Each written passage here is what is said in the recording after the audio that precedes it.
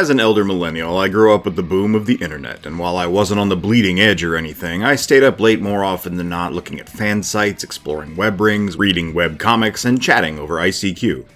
These behaviors obviously continued as both I and the internet grew, trading Lycos searches and amateur angel fire sites for wiki deep dives and TV tropes binges. Somewhere in between those eras, I stumbled across two exhaustively thorough websites with detailed bios for every character and monstrosity contained within their digital borders, like decentralized wikias before even Wikipedia itself was an established titan of information. One site was for Silent Hill, and while I never liked the tank controls of the video game itself, I found the monster designs and story themes enthralling. That's not really fodder for this show, as each entry has too many little weirdos and not enough concrete information about them for me to catalog effectively. I've actually had to pass on a few proper fighting games for those exact reasons. But the second fan site was about a dark vehicular combat series whose first entry is today's subject. Twisted Metal. I'm Eric J. Chucky, and welcome to Violent Profiles, where we discuss obscure video games and the rosters that define them. If you'd like to argue that Twisted Metal isn't obscure, what with the TV show and all, do so in the comments. Like the video and share it around so other people can enjoy it as much as you do, and subscribe if you haven't already to get Violent Profiles videos each time they drop and more. The year is 1995, the developer is Single Track Entertainment Technologies, and the publisher is Sony Interactive Entertainment itself, making Twisted Metal one of those series folks think about when they consider the flagship franchises of the PlayStation. Certainly enough for Sweet Tooth to make it into All-Stars Battle Royale. Remember back before Battle Royale was its own unique game genre? Wild times. It'd be sort of like if there was a side-scrolling platformer called Street Fighter or something.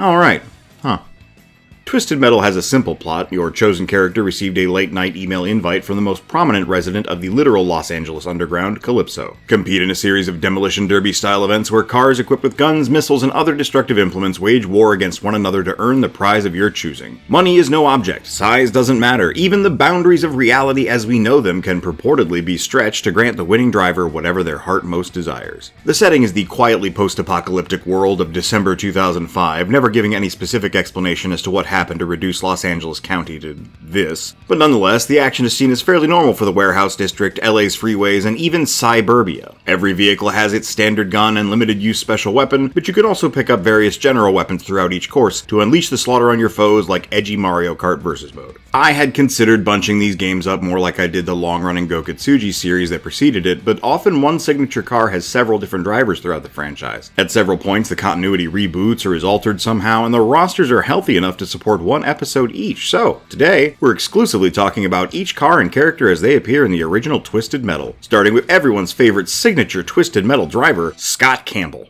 Of course I'm not doing Sweet Tooth first. I know how engagement works. The video isn't that long, bear with me and you'll be witnessing clowny glory before you know it. Named for one of the Twisted Metal devs, he didn't know they were going to do it and was pleasantly surprised to see it in game. Scott Campbell drives the Spectre, a knockoff 1965 Chevy Corvette bearing the license plate Dead Guy. It's fast and handles well, but has nothing in the way of armor. The Spectre's special weapon is called the Phantom Burst, a homing missile that can no-clip through obstacles. Scott himself is described as a restless spirit trying to become whole again, which turns out to be meant literally, as it is revealed in his ending that he was stabbed by a serial killer at a local circus 5 years ago. I wonder who that was. A lot of the game's narration is in second person, which is a choice. So when you drive up to Calypso on his throne of car parts, whoa! Okay, I never really played much of the original Twisted Metal games. I came into the series later, so I didn't know Calypso originally looked like this and not like this. Yeesh. Use those magic powers to conjure yourself up a new face, guy. Anyhow, Scott drives up and asks Calypso to be returned to life, so he does that, and Scott drives home so he can go see the wife and baby daughter he left behind when he was killed. At least, in the retail version, that's what happens. See, there were some live-action FMV endings recorded for Twisted Metal during development, back when it was still called High Octane. Those didn't make it through to the final version, and were only revealed to the world at all in the 2008 PS2 release, Twisted Metal Head-On Extra Twisted Edition. Applied directly to the forehead. We'll be showcasing those cinematics today, as well as exploring when and if those stories differ. In Scott's live-action ending, Calypso's attendants bring him an Erlenmeyer flask of blue Gatorade, which as we all know is the thing ghosts drink to become corporeal again. It works, but before Scott can run to see his still-living family, Calypso shoots him and reminds him that he has the power to both giveth and taketh away. Scott reacts to being shot in the chest about like I do when I arrive at Taco Bell 5 minutes after it's closed. No! And Calypso wishes him better luck in the next tournament. While Twisted Metal obviously had a plethora of sequels, this is Scott's one and only playable appearance in the franchise. Let's continue exploring the one-off characters of Twisted Metal's maiden voyage with Commander Mason, the driver of Warthog. This Humvee-inspired military vehicle has a license plate reading US of A, is slow, handles like garbage, and has a mediocre triple missile special weapon called the XQJ-37. But it makes up for all that with extremely heavy armor plating. On behalf of the US government, Mason is hoping to retrieve an object that could threaten safety and security on a global scale, the black box from an aircraft that was shot down by aliens. In the retail ending, Commander Mason takes the black box to the US government, content the people of the world will know nothing about the extraterrestrial secrets they're not ready for. In the original ending, he makes the mistake of threatening Calypso, and Deadpool's crusty uncle counters with the bodies of the strike team Commander Mason sent to neutralize him as a plan B. Horrified, Mason backs out of the garage, leaving the black box in Calypso's hands. Perhaps he'll make good on his threats of airing it on the 11 o'clock news. One could argue Dave and Mike both appear in the Twisted Metal TV series, but those references are mostly in name only. The duo of heavy metal high school dropouts drive the stolen monster truck Hammerhead bearing the license plate Killer Green. Please ignore that it's blue in the FMV ending. It doesn't enjoy as much armor as Warthog, instead having a wicked special weapon to make up for its cruddy speed and handling, literally running over your opponents with crushing power. So long as you have the meter for it, your tires mean death for your hapless foes. These tires also turn out to be the driving force behind their entry into the competition in the retail ending, as the pair requests a new set of treads for their truck and nothing more. Calypso is happy to oblige and invites them to return next time. Alright, the game implies you have to submit your request beforehand, so Dave and Mike had to have stolen the monster truck long enough ago that they recognize the tires wear out fast and find the sum of replacing the wheels to be egregious enough to consider it worth entering the death tournament for. So these goobers had to have nabbed Hammerhead and been freewheeling around in it without getting caught by whatever resembles police in this structured post-apocalypse for a while now. That all tracks, actually. I just think the implication of their circumstances are interesting. In the Lost ending, the two dudes had no formal request filed, but Calypso seems to appreciate their vibe and reminds them he can offer them anything they like. Impressed by his cadre of babes, the boys make their choice and drive off into the night to look respectfully at and perhaps hold hands with their new bikini-clad friends. So I guess in some of the FMV endings, Calypso is in a jovial mood and just gives the winner whatever they want with no ironic caveat? Or maybe old Jerky Face just appreciates their Bill and Ted-like candor. Excellent!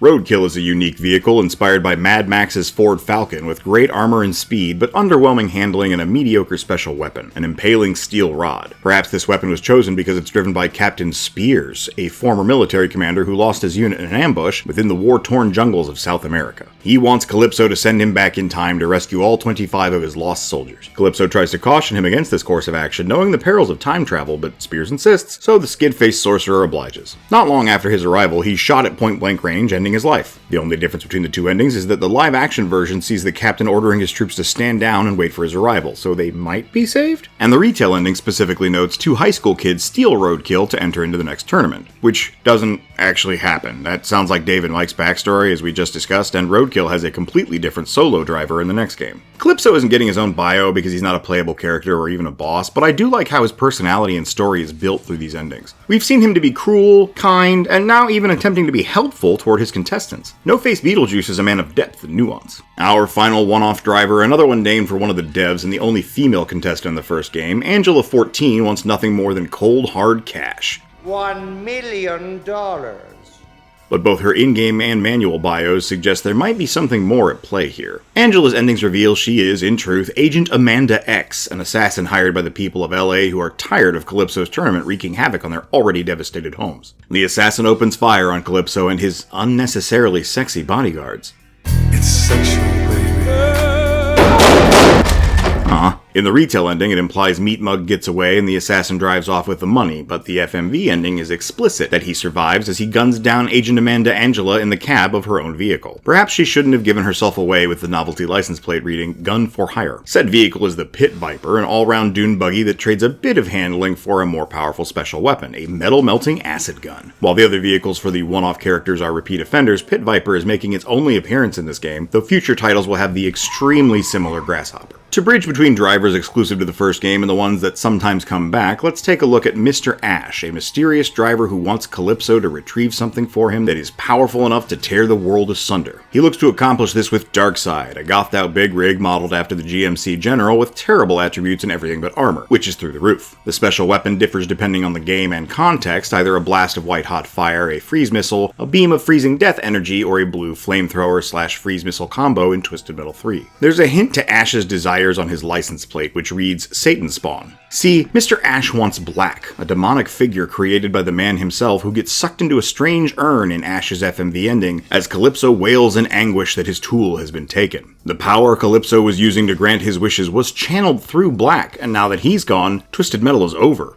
For good. So I'm guessing this isn't the canon ending of the game, if any of them are. Especially since the FMV version reveals the sinister shadow Mr. Ash is just some dude in a suit. The version in Twisted Metal 3 is an unplayable mini-boss in Washington, D.C. with no obvious motivation other than destruction. That video is a few seasons away, but I reckon I'll just refer you back here when the time comes since he's such a non-entity. A good cop in a world gone mad, Sergeant Carl Roberts wants to see Calypso end the Twisted Metal contest once and for all to clean up the mean streets of Los Angeles and make the world safer for those who can't drive hard and fight harder. Behind the wheel of the all-round cop car Outlaw, he trades a little handling for extra armor and has a taser weapon that shocks other cars that are close to him. Apparently not too self-serious, Carl is happy to sport a license plate reading Donuts, and he almost mockingly asks Calypso to end the tournament with pouty lips and bedroom eyes. This gets monkey-pawed into Carl floating through an infinite void of nothingness, which is indeed a world without Twisted Metal, or anything else for that matter. What a cad, that Calypso. The retail ending is much the same, except you float off into space instead of a black void, because that makes for a more visually interesting ending.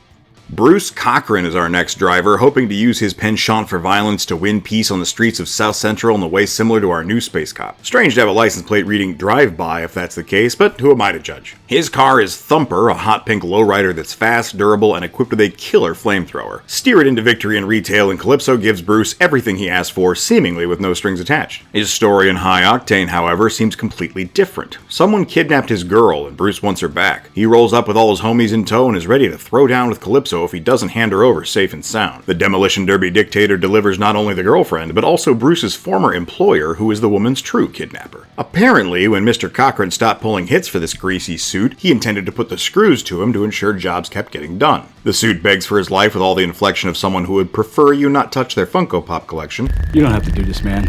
You don't have to do this. I'm sorry about the girl, man. You don't have to do this. And Bruce shows mercy. This doesn't sit well with Calypso, who literally, you know what, I'm just gonna roll the footage on this one. That was anticlimactic. Oh my god.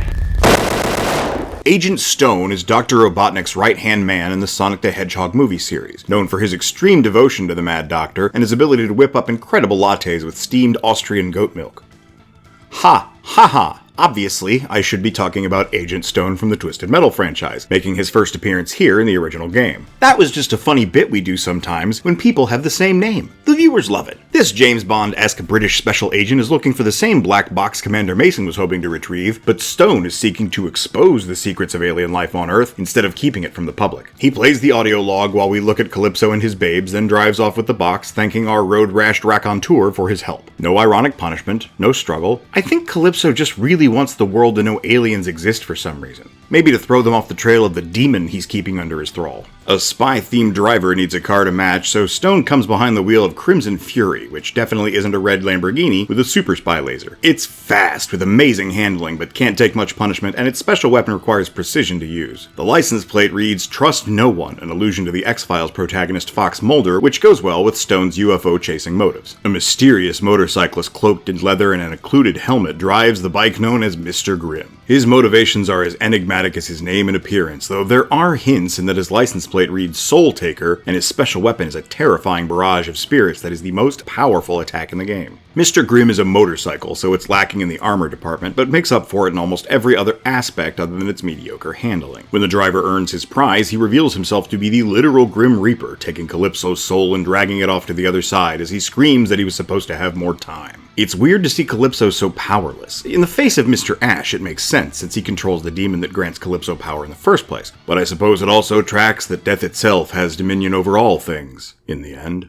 An ex-race car driver from New York, Charlie Kane entered Calypso's contest and hopes to find out what happened to his son who disappeared 20 years ago. Things have been going so poorly for Charlie that he now has a hook for a hand and finds himself behind the wheel of a humble cab called Yellow Jacket, and even its license plate calls him a dirty old man. The most all-round of all-rounders, Charlie's cab is middle of the road across the board, with its special weapon being Molotov cocktails tossed by Charlie himself. Calypso is a little disheartened to give Charlie the requested news about his son, who was the killer clown behind the wheel of the very ice cream truck in this contest, until Charlie killed him. Our dismayed hero resolves to join the next Twisted Metal and hopes that winning will mean Calypso can grant him release from his suffering. that seems like a lot of effort for that. I mean, stand around on the PCH long enough and the current state of the world should take care of things for him, right? In the Lost ending, Charlie insists he just wanted to drive professionally again and doesn't even react when Calypso tells him he killed his own son. Seeing use in him, he offers Charlie a red potion that grants him immortality as some kind of zombie, I think? While he's at first reluctant to drink it, Hamburgerhead says he needs a new driver, and Charlie ultimately seems amenable to this new position. Sounds good to me, baby!